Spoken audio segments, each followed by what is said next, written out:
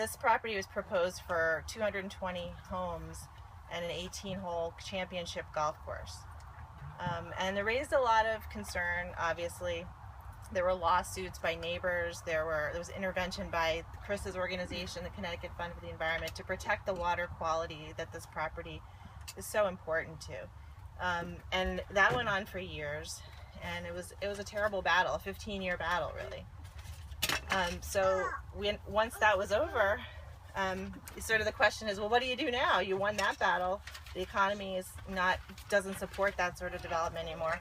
And that's when our organization was able to come in and make a deal to buy the land. So when you're out there, you're going to see a lot of PVC pipe, silt fencing, stuff like that on the ground.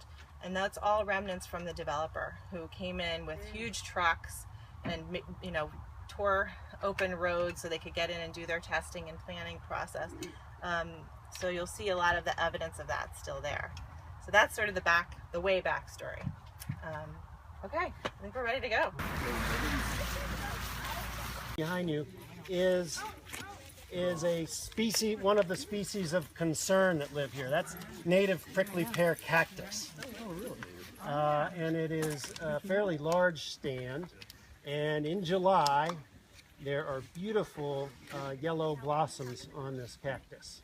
You can nowadays pick it up at your local landscape and gardening store if you want, but it is native to Connecticut. And so what's unique about the preserve is, with its size, we have a lot of different habitat types. Here we are on top of a ridge. It's generally dry, but down in the valleys below we've got red maple swamps and small streams. And this property is the headwater to 3 rivers. Water from here goes to the Oyster River in Old Saybrook. Water from here goes to the Patchogue River in Westbrook, which goes to the Sound. And then there's some tributaries that flow north and go to the Mud River, which goes through Essex into the Connecticut River.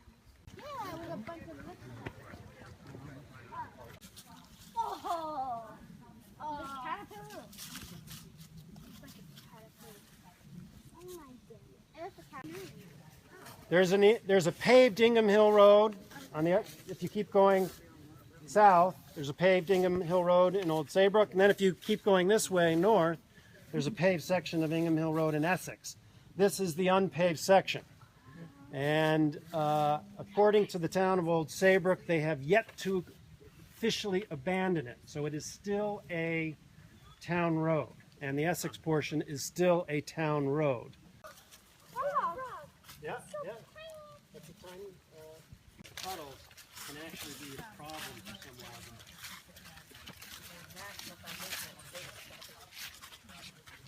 This home was the home of Ebenezer Ingham, which was built in the mid-1700s.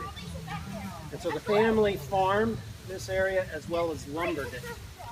And I am told that there's a Norman Ingham who's still alive today who's done a huge compendium on the Ingham family, that you can still see the family stamp on the wood that they lumbered out of here in homes in Cuba.